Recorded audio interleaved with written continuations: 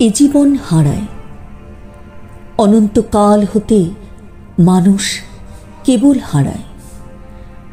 যুগের পর যুগ কেটে যায় নদীর অতলে, কালের গভীর স্রোতে, আধার রুদ্ধশ্বাসে, শূন্যতার অনুভবে।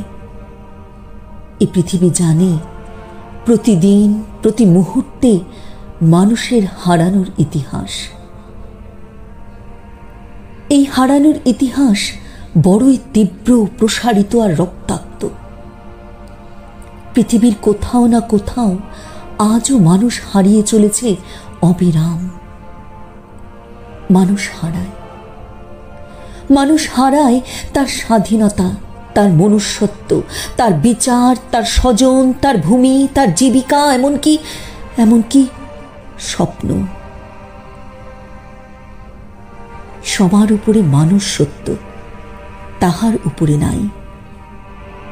কিন্তু সবার উপরে এই মানুষ পরিচয়ও হারায়।